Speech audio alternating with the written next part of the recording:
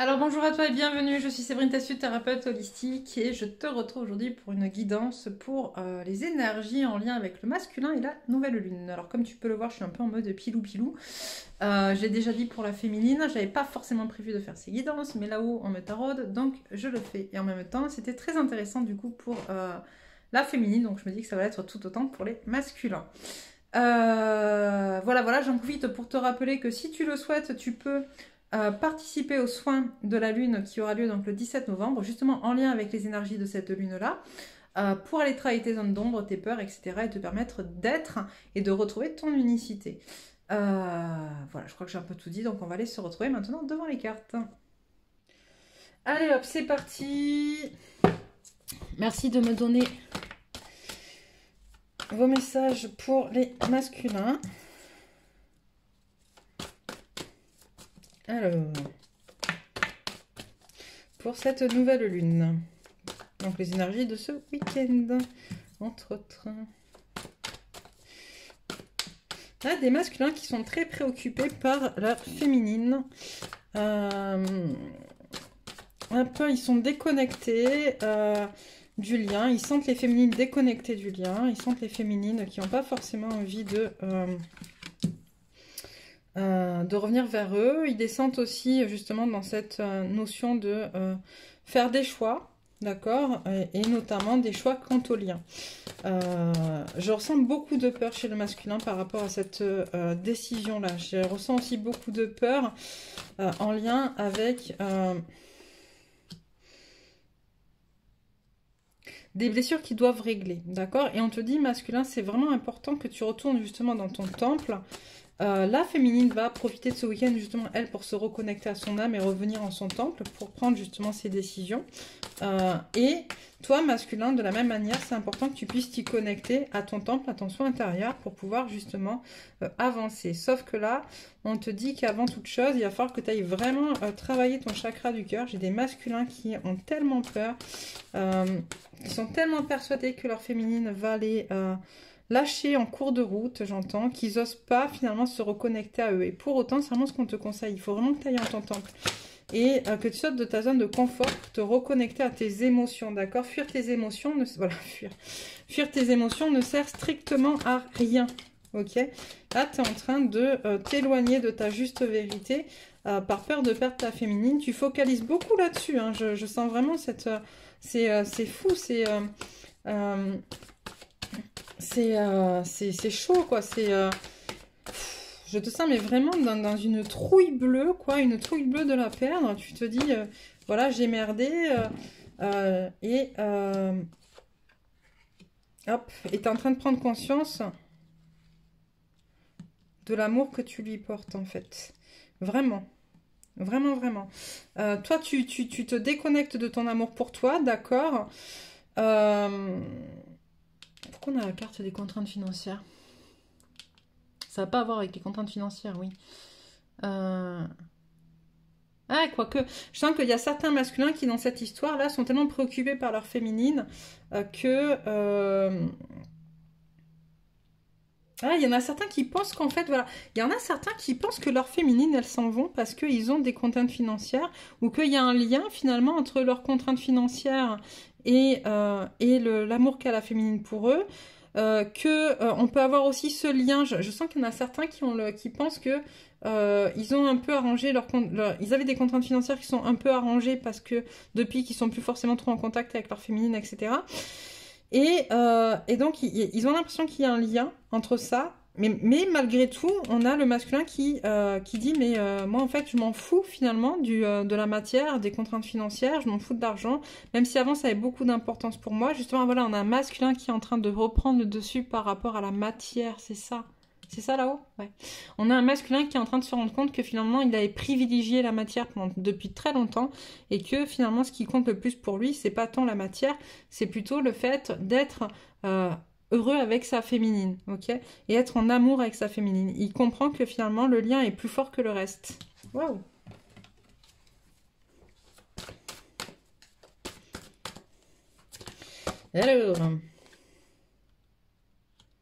Alors, attention, dépendance, hein. Attention, je sens un masculin qui est en dépendance affective un peu vis-à-vis de sa féminine. La féminine est en train de finir de régler ça pour celle pour qui c'est pas encore fait. On est sur la fin de cette dépendance affective. Alors le masculin est en train de tomber dedans, c'est pas forcément bon. Hein. Il va falloir vraiment toi aussi masculin, autant que la féminine, et doit travailler justement les liens karmiques avec toi. Je pense que c'est un travail que tu peux faire aussi masculin. Autant toi tu es en train justement de créer des liens d'attachement à ta féminine parce que tu es en train de... Tu te connectes à ton troisième œil, donc tu comprends, tu as les intuitions que c'est elle, tu sais que c'est elle, tu peux pas l'expliquer, voilà. Tu peux pas expliquer pourquoi c'est elle, ok? Il n'y a pas de stratégie là-dessus, c'est comme ça, c'est pas autrement, c'est ton cœur qui parle, c'est l'amour que tu as pour elle, c'est l'amour inconditionnel. Même si tu essaies de te déconnecter de ton chakra du cœur, de ton âme, pour essayer de moins souffrir, j'entends, il n'empêche que tout le temps tu reviens à elle, tout le temps tes intuitions te ramènent à elle, etc. Et du coup, tu peux pas expliquer ça. Et tu es en train de créer du karma dans les liens d'attachement, de la dépendance affective.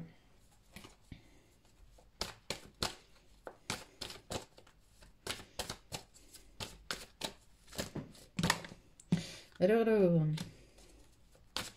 Ok, tu crées de la dépendance affective parce que tu mentalises trop le lien. Ouch. Tu mentalises trop le lien. Tu mentalises trop le lien. Tu t'en veux aussi de la trahison que tu as fait à ta féminine. Et ça, on l'a vu aussi. Hein. Trahison ou par rapport aux énergies tierces ou par rapport à des trahisons que tu as faites tout simplement. Enfin voilà. En tout cas, tu as réveillé la blessure de trahison de ta féminine. Tu en as conscience. Et tout ça, en fait, te fait mentaliser, mettre en place des actions qui t'amènent à être de plus en plus justement, en dépendance de ta féminine. Il va falloir trouver un équilibre masculin, un équilibre. L'amour inconditionnel ne passe pas par la dépendance affective.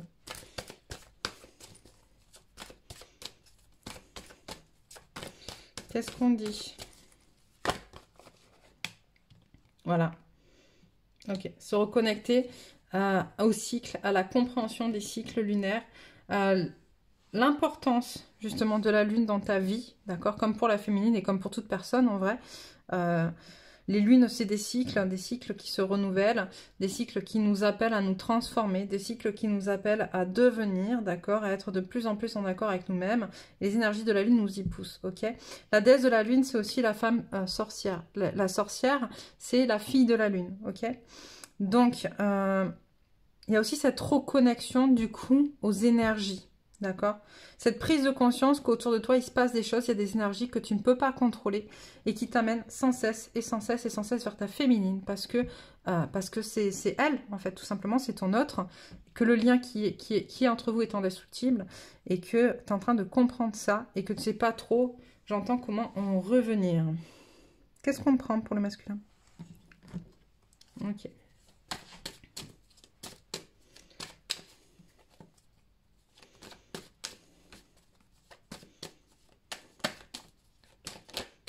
Alors,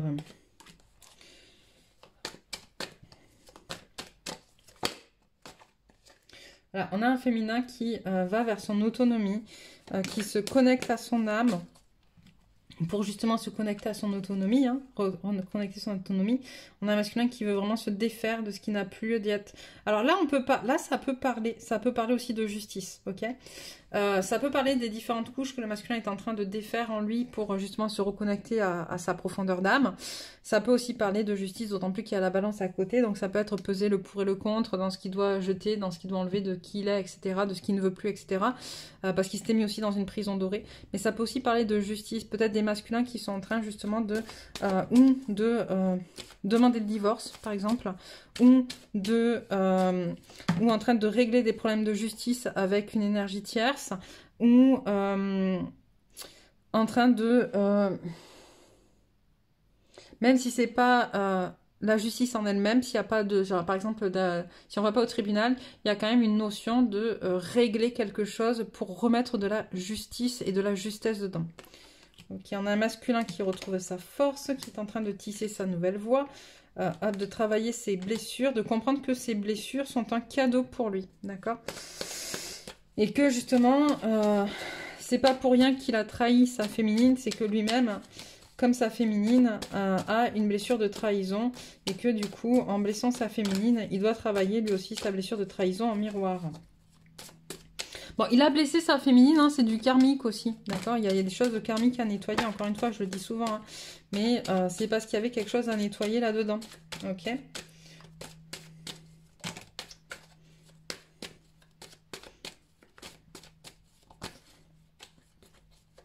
Allez, encore une ou deux, me dit, d'accord.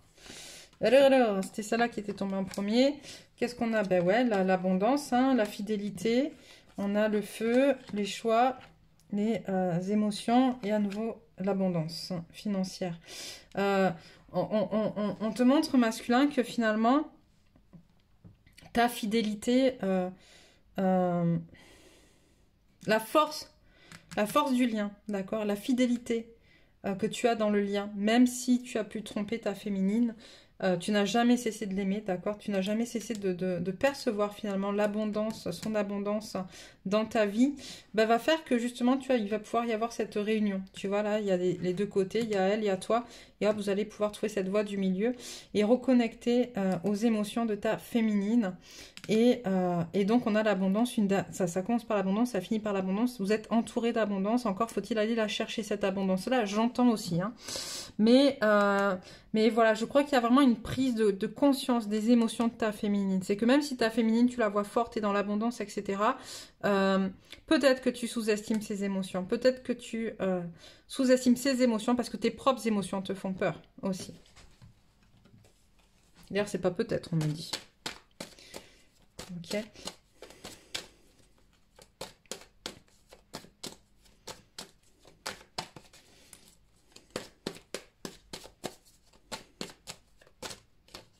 Allez. Hop, le message de la paix, la colombe. Je pense que tu peux aller voir ta féminine, même si elle est en colère, même si tout ce que tu veux. Tu peux aller voir ta féminine. Voilà, j'allais dire, même si elle est en colère, tout ce qu'elle va t'accepter, elle peut pas refuser. Même si elle te renvoie de la colère, même si elle te renvoie ses émotions en pleine gueule, même si elle te dit à quel point tu l'as trahi, à quel point tu lui as fait mal ou tout ça, tu vois. Je veux dire, il n'empêche que la seule chose qu'elle espère, c'est justement, tu vois, c'est te retrouver. Et au fond d'elle, c'est ça. Mais il se peut que pour certains d'entre vous, effectivement, il y ait d'abord règlement de compte avant ces retrouvailles-là. Parce qu'à un moment donné, tu peux pas non plus juste trahir et te retrouver, genre, qu'elle pardonne tout comme ça, sans qu'il y ait de mise au point ou de discussion, d'échange autour de ce qui est. Tu vois, ça, c'est pas possible. Mais, voilà, on te dit que ça va être la fin d'un cycle, justement, un retour à la spiritualité, à la sagesse pour toi, d'accord, et le besoin aussi un petit peu, bah, peut-être, de prendre du repos, de reprendre des vacances après tout ça. Ça va être un moment qui va être très fort, d'accord, très bouleversant, très bousculant dans les émotions. Et donc, on te dit, c'est très bien. Une fois que tu auras passé tout ça, prends quand même le temps, tu vois, de prendre du repos pour toi, pour récolter les fruits de ton dur labeur masculin. Hop, je te la mets là. Voilà, voilà. Qu'est-ce qu'on a encore? On va prendre quelques messages de la lune.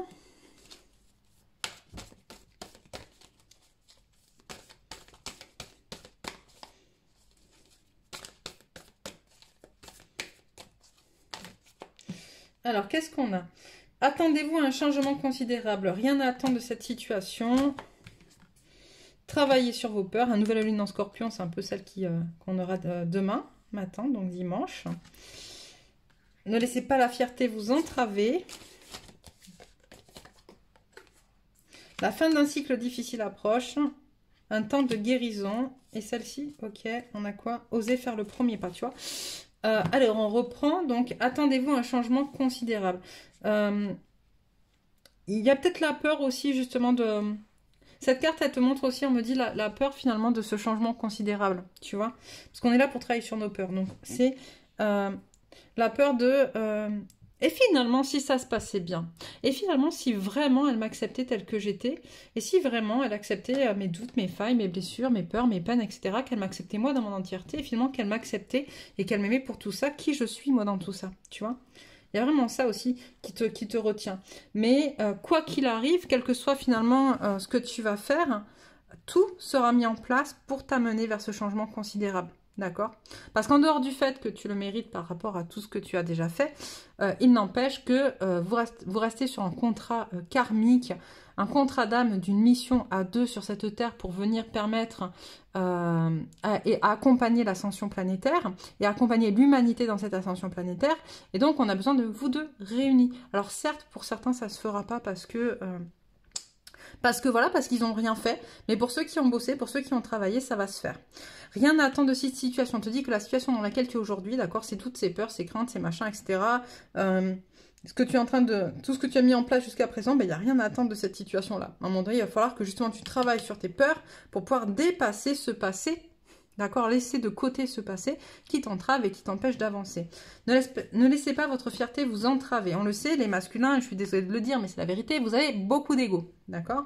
Je sais, nous aussi les féminines, mais vous particulièrement. Et donc cet ego peut vous ralentir dans ce chemin-là. Comme j'ai dit pour les féminines, donc on est sur une nouvelle lune en Scorpion qui lance un nouveau cycle, donc qui démarre demain et qui se terminera avec la pleine lune en Scorpion qui est le 27 avril. Donc ça vous laisse toute cette période pour venir travailler toutes ces peurs de tout ce dont on vient de parler là et te permettre d'avancer vers ta féminine. Tu vois, on te dit la fin d'un cycle difficile approche. Si tu prends conscience de tout ça, parce qu'encore une fois, moi, tout ce que je te dis là, d'accord, c'est pas du sûr et certain. Si tu attends dans ton canapé, il se passera rien, ok? Maintenant, si tu fais ce qui est préconisé, ou en tout cas, si tu mets en place des choses pour amorcer des changements dans ta vie, forcément que les choses elles vont bouger. Et on te dit, tu iras vers la fin d'un cycle difficile, parce que justement, on te pousse vers ce changement, d'accord? Un temps de guérison. On t'explique que malgré tout, et c'était vraiment ce que je te disais aussi tout à l'heure avec la carte là de la campagne, ce besoin de se poser à un moment donné pour prendre le temps de guérir ses blessures. D'accord? C'est important. Si tu guéris pas tes blessures, si tu les mets de côté, que tu fais semblant de ne pas les voir, ça ne changera rien dans ta vie. Et on te dit, tu vois, vis-à-vis de ta féminine, ben, peut-être ose faire le premier pas. Ok? Allez, quelques cartes, conseils pour t'aider masculin dans cette belle aventure de nouvelle lune, de nouveau cycle. Le chaman de la tradition. Ok.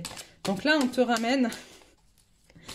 justement peut-être à le chaman, c'est aussi celui qui transforme, tu vois, qui transforme, d'accord, c'est la transformation, c'est celui qui va te reconnecter. La tradition, si on repart dans la nuit des temps, d'accord, ça a toujours été un homme et une femme. Alors quand je dis un homme et une femme, alors ça a toujours été un homme et une femme.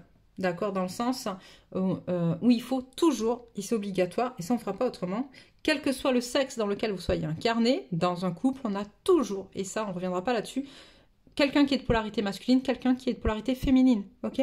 Et c'est ça aussi le chemin de la tradition, c'est finalement se reconnecter à ton autre, parce qu'en fait, depuis la nuit des temps, d'accord, on a besoin des deux, du yin et du yang, pour fonctionner. On a besoin d'une polarité féminine et d'une polarité masculine. Alors souvent je dis d'un homme et d'une femme parce que moi je suis hétéro. Maintenant si vous êtes homosexuel, ça fonctionne tout autant. Parce que dans votre homosexualité, de toute manière, il y en a un de vous deux qui est de polarité masculine et l'autre qui est de polarité féminine. Et c'est comme ça que ça fonctionne. On ne peut pas faire autrement. Donc voilà. Et la tradition, elle te ramène justement à tout ça. D'accord? À se rappeler que toi tout seul, tu ne peux rien. D'accord? Que toi tout seul, tu n'es rien. D'accord? On est fort. Finalement, plus fort. Alors quand je dis toi tout seul tu n'as rien, ça va loin en fait. En vrai, ce que vous me dites, moi je suis pas forcément d'accord en plus là-haut, puisque justement on est censé aller vers notre autonomie et un équilibre justement yin et yang à l'intérieur de soi. Oui, d'accord, mais aussi à l'extérieur, ouais. Donc il y a un double équilibre à trouver. Ok, c'est ça que vous me dites, oui. D'accord. Non, c'est trouver. Ok, c'est respecter le masculin fort que vous êtes dans votre équilibre masculin-féminin à l'intérieur de vous, d'accord, tout en ayant conscience que de toute manière, vous avez besoin, d'accord, de votre féminine, qui elle aussi sera dans son équilibre masculin-féminin pour être dans quelque chose de très grand, de très lumineux, pour pouvoir mettre à bien, mener à bien votre mission. C'était ça ? Ça a l'air d'être ça. Le danseur de la peur, donc ça c'est ça aussi, c'est ces peurs, tes peurs tant que tu les mets de côté, que tu ne vas pas, que tu t'y confrontes pas, voilà, tu peux pas avancer, ok? Parce qu'à un moment donné, elles reviennent toujours te titiller, elles reviennent toujours t'emmerder, elles reviennent toujours t'embêter et t'empêcher d'être, ok? Et là, on te demande d'aller danser avec ta peur, d'accord? De les prendre et d'aller danser avec une. Et quand tu danses avec tes peurs, bah, tu te rends compte que tes peurs, finalement, elles sont pas aussi profondes que ça. Elles sont pas aussi difficiles que ça. Elles sont pas aussi embêtantes que ça, tu vois? C'est comme quand, tu vois, on découvre souvent les gens quand ils dansent, tu vois, t'as des gens, quand ils dansent, ils vont être plutôt statiques, tu vois, t'en as d'autres, ils vont complètement se lâcher, et tu vas te rendre compte que des fois, bah, des gens que tu aurais pensé être hyper coincés, finalement, quand ils dansent, bah, ils sont hyper fluides, machin, etc., tu vois. Mais là, c'est pareil, finalement, tes peurs, quand tu vas aller danser avec elles, tu vas pouvoir te rendre compte, finalement, de la rigidité de ta peur, ou au contraire, justement, de sa souplesse, etc., de savoir comment tu vas pouvoir les prendre et les transmuter, ok?